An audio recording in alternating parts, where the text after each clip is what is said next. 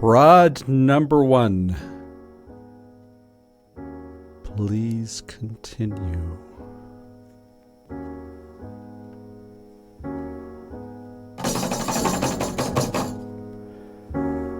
Prod number 2. The experiment requires you to continue.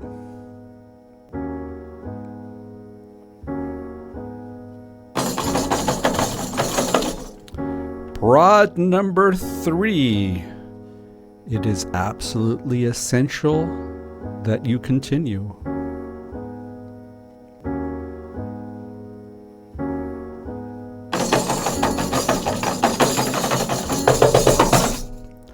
Prod number 4. You have no other choice but to continue. Situational versus dispositional. My name is Mike Boyle, and you have reached the tipping point. In the news poses the question, how can this happen? We were totally unprepared. And I ask you the question, who in the hell do they think they are fooling?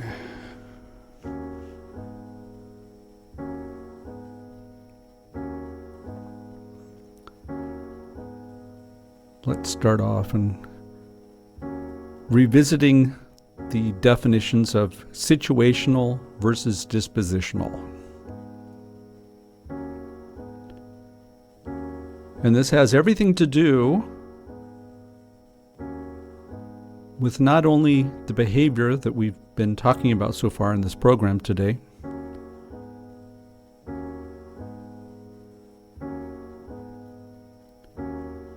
but if we're trying to actually go ahead and correct the situation, then damn, we better get our heads on straight. So situational means that for the most part, you're a good person, but you have a dark side sometimes. And very often you don't even know about this dark side, and then you run across a situation and you shock yourself with your own behavior. There was a good example that Hirsch gave where the quote-unquote Southern woman came out of the house and made the claim, I gave you a good boy and you brought me back a murderer. That's right, that's what she said. So based on her claims, that was something that was done to him. In comparison to disposition, where make the claim people are born this way. So don't be surprised if that's the way they act, because they can't help themselves. That was their lot in life.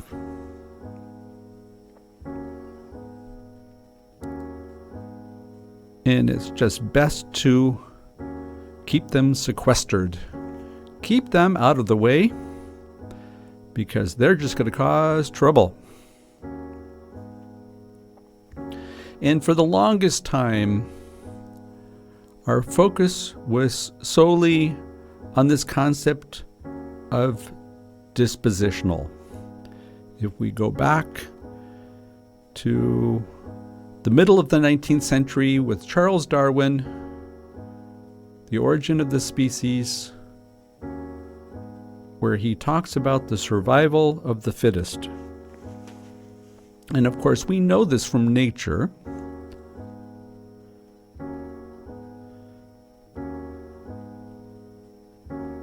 Some die, some flourish, and that is the rhythm that we have. But of course, this was a great opportunity for certain individuals to come to their own prognosis based upon their hidden agenda, so to speak. And they would go ahead and make claims about individuals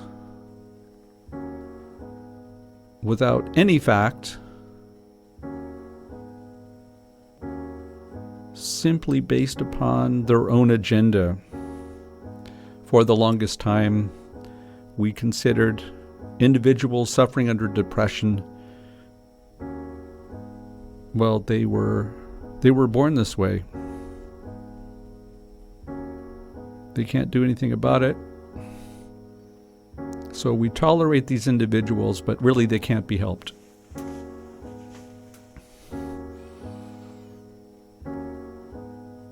And these ways of thinking, it wasn't that long ago where that was the predominant viewpoint.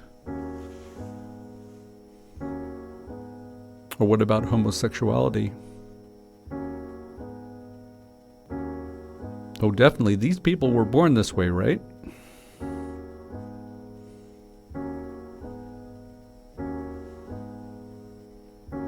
And let's not even talk about certain races.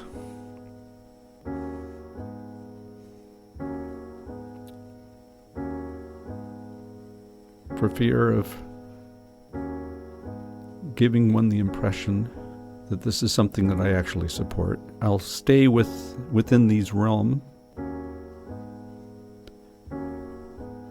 But it's only recently that we have started to realize that depression is not necessarily just dispositional. It's not just situational. These things are complicated.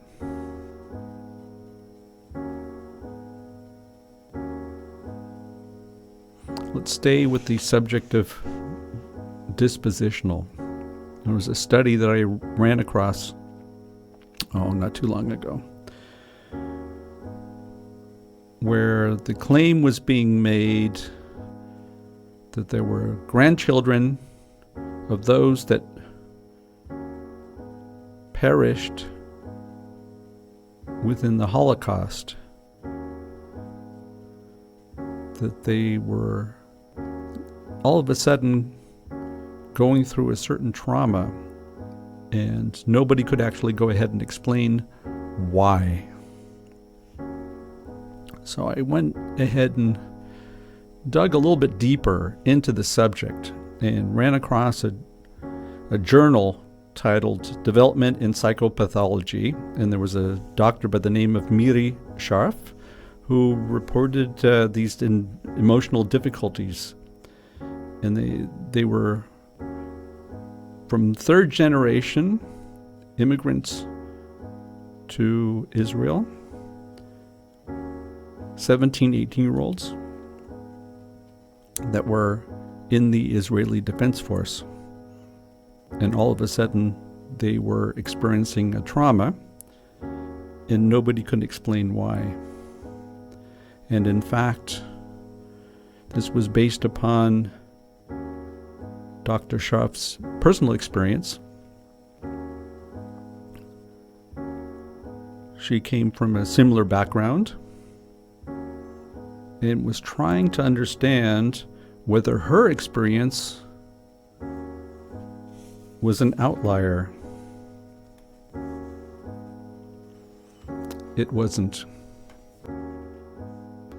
At this time, last week, that it will take 3 months or 6 months for the Taliban to take over Kabul.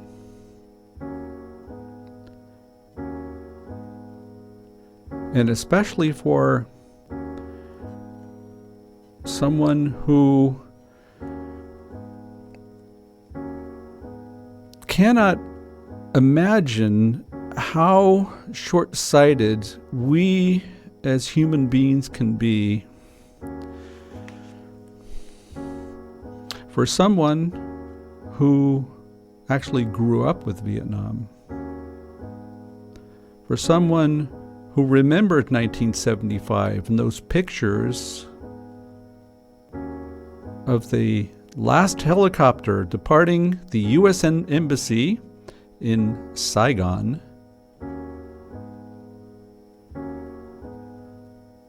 with those individuals that were holding on for dear life with the hope that somebody might go ahead and save them after all. For someone who's actually experienced that, I have to be honest with you, I was going through flashbacks in watching the pictures at the Kabul airport where people were hanging on to the wheels of the last remaining aircraft with the hope that there might be some redemption.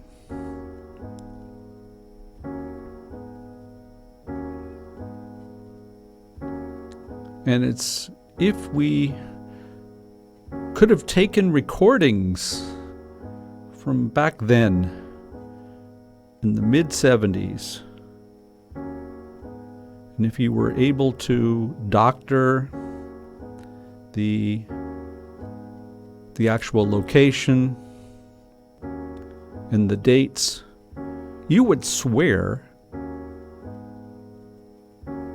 that you were listening to the conversations that are going on today.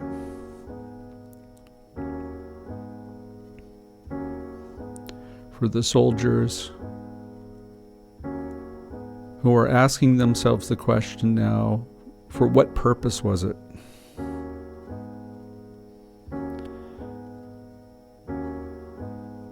For the news media who come out and raise the question, how could this go on for such a long time for this cost? And I don't know how you feel, but they must think that we are fools. That we are fools, that we actually go ahead and believe this pap.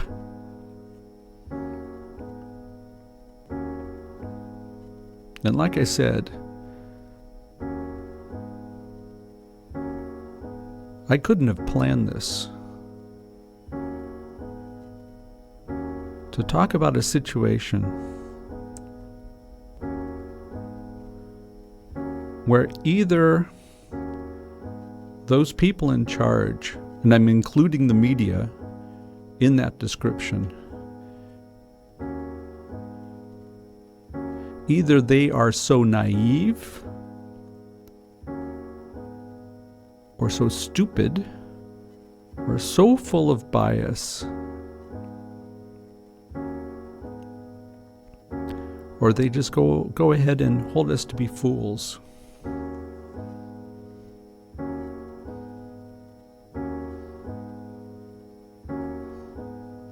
But that's not what this program was supposed to be about today.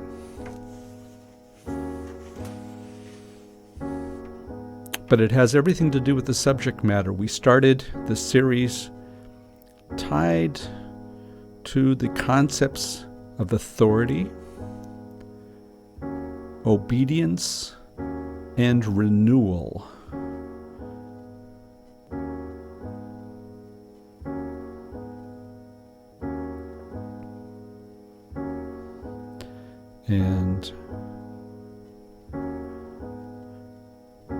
And what we've experienced over the last couple of days has everything to do with the subject, although we struggled a little bit about the renewal part.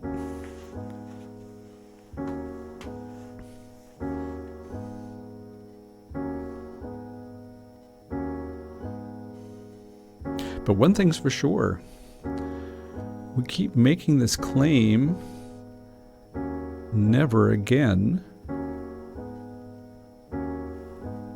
Never again And this rendition of Tipping Point was hijacked. Yes, it was hijacked. Last Sunday it was hijacked.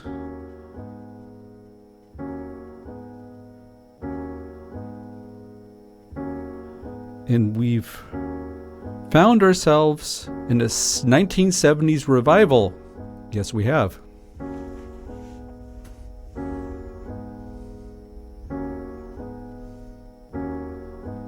I'm okay. You're okay. While we languish in our corona bunkers,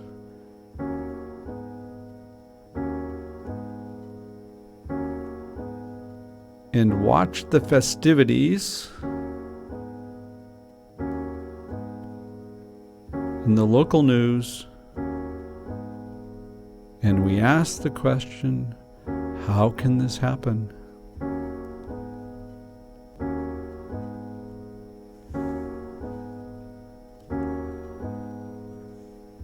As if we are totally unprepared.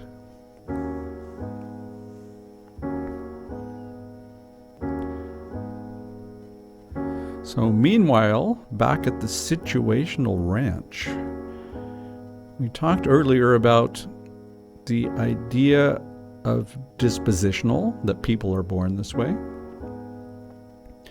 And that was the excuse that we would use, quote unquote, to go ahead and marginalize certain individuals within our society.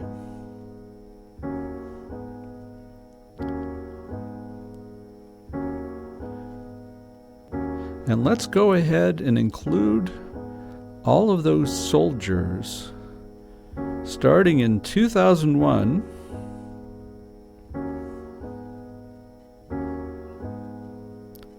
that were sent into Afghanistan based upon the pretense of a terrorist attack, where we will be celebrating, quote unquote, the 20-year anniversary here very, very soon.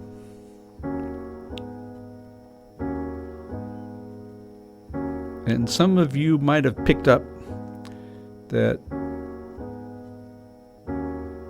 the closing act happened a little bit too early for Joe Biden, that's for sure, because he was making the claim that all of the soldiers will be removed from Afghanistan by September 11th. But of course, we're not into symbolism, are we?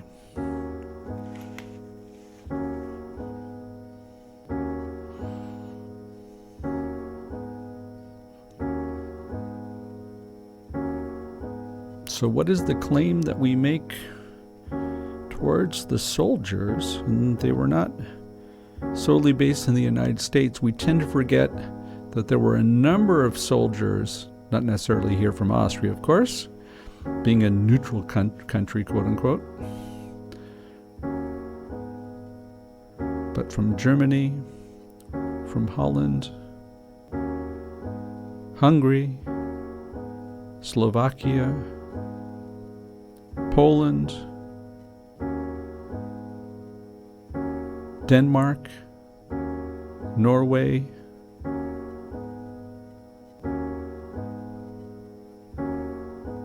so we have citizens of our own here in Europe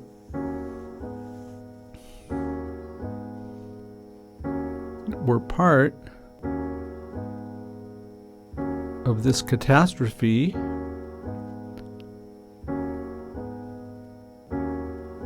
and of course, depending upon your viewpoint, either ended or began within the last 48 hours.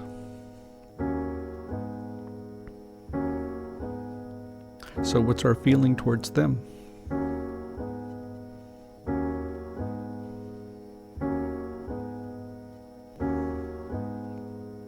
And they must be asking themselves the same question. What was this for?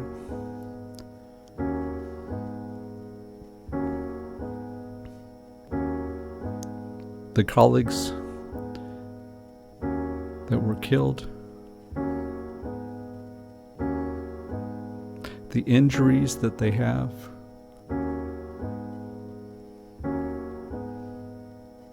the nightmares that continue,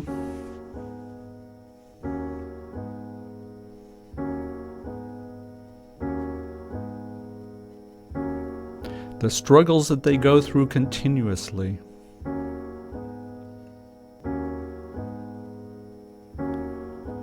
So were they born that way? Is that our justification for them to deserve their fate?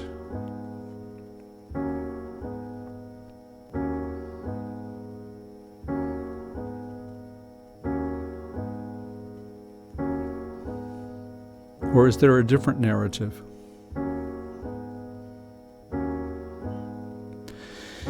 If it's only situational, and we have a way to ring fence the actual problems, the problems that we're looking at, there are some approaches that we can take. And I would never make the claim that any of this is easy.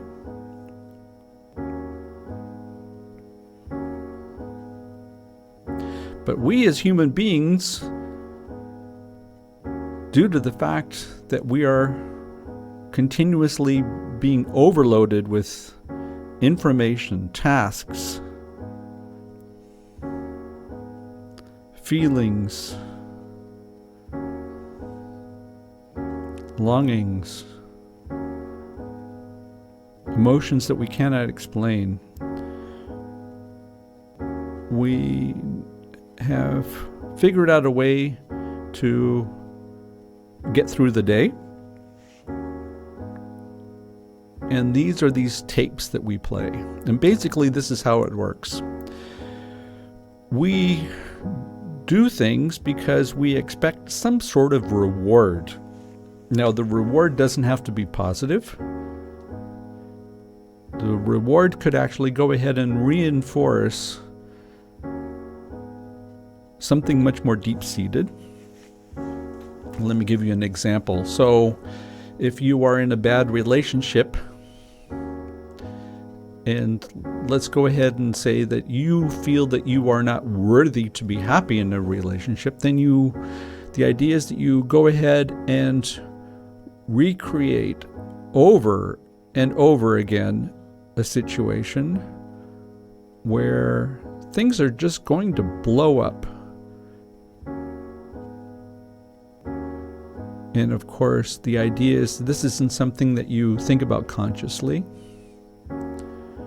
But at the end, you go ahead and say, well, that's what I expected.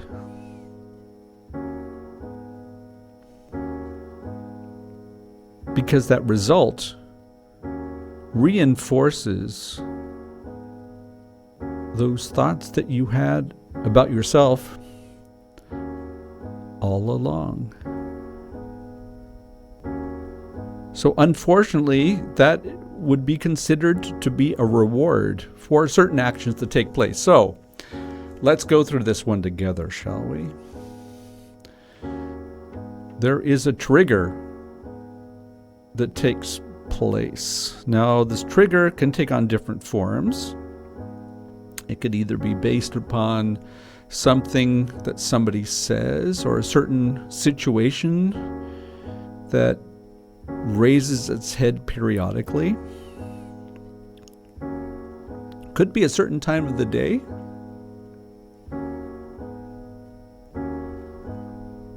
It could be in alignment with other activities that are taking place. Well, in any case, we have this trigger. Once the trigger has been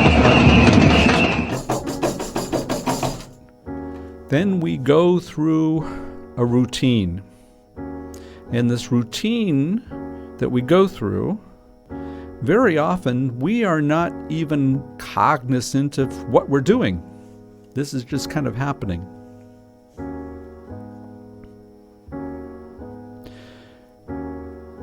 And I can tell you, the older you get, the more difficult it is to actually go ahead and map out those steps that are taking place during that routine.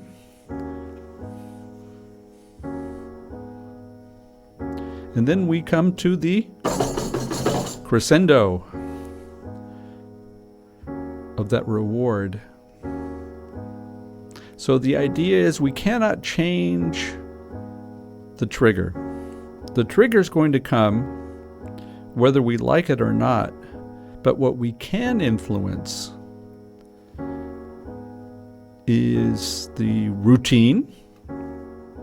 So that means we need to be able to go ahead and take a step back and think about, so what are these activities that we have automatically started to perform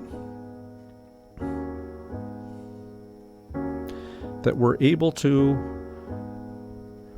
be conscious of what we're doing, and then observe what happens at the end, and then pose the question,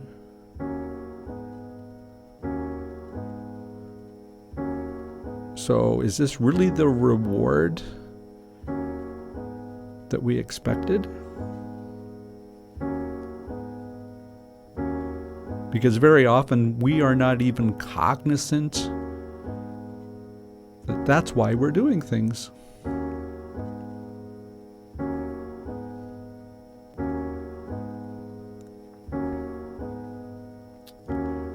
Can we perform this exercise more on a collective basis?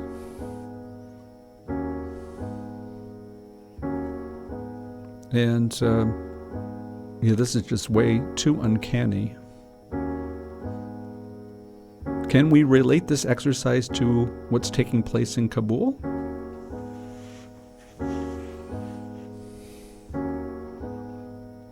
The trigger is clear.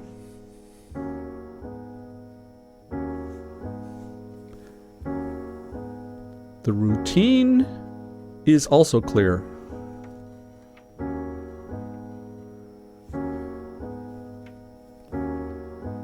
But the reward?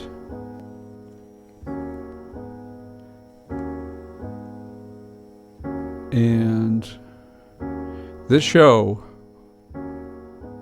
has been derailed based upon some of the things that have taken place over the last 48 hours.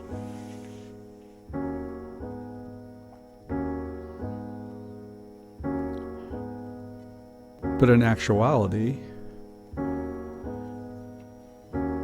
it dovetails perfectly into the subjects that we've been talking about, authority and obedience. And I have to be honest, I'm struggling today a bit with the renewal, but of course tomorrow is a new day. Trigger, routine, and reward. Now, if we are not able to deduce what the actual situation is, what we're trying to solve, it doesn't necessarily mean that we're talking about something that is dispositionally anchored. But often, it's tied to some type of identity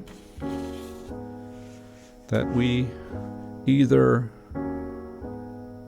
have slipped into ourselves, or most likely, something that has been imposed on us through the years based upon the way that people actually see you. Doesn't matter if it's real or not.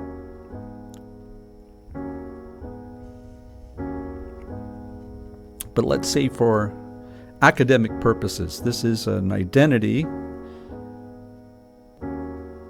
that has been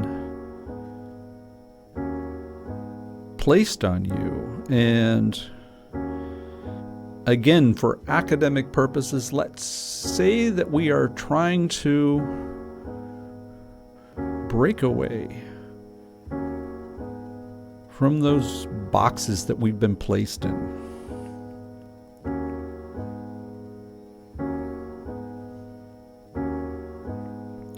And one of the problems is that because we don't have the time, as I mentioned, we don't have the time to think. We don't have the time to pay attention. All we have time for is just to react.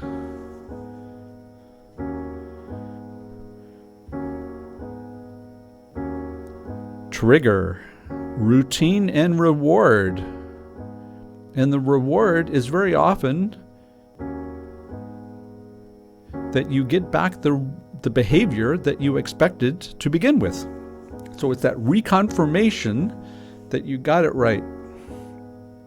Because every time we get a different response, it throws us off.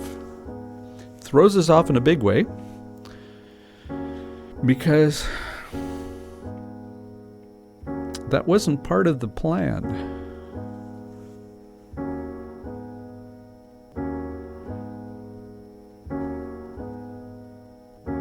So we can look at this milieu either from an individual perspective,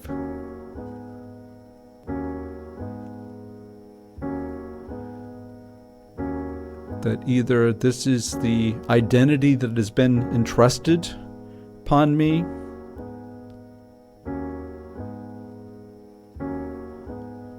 but perhaps, just perhaps, you feel empowered to go ahead and take this and set it up in an image where you really do get a reward. The reward of being the self-satisfaction in relishing in being you.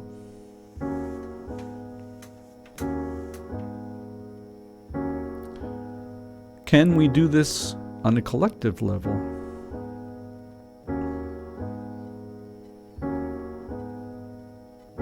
I would hope, truly hope, that there will be some individuals out there. I don't expect the masses, but I'm really hoping for a few individuals who will display some sort of critical thinking and will ask the question, how do we avoid this one in the future?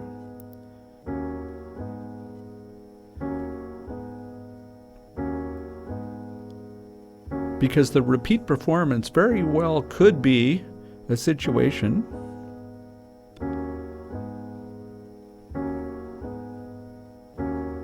where people don't remember 1945. That people don't remember 1975. That people don't remember 2021. That's a wrap for this week. Thanks for listening.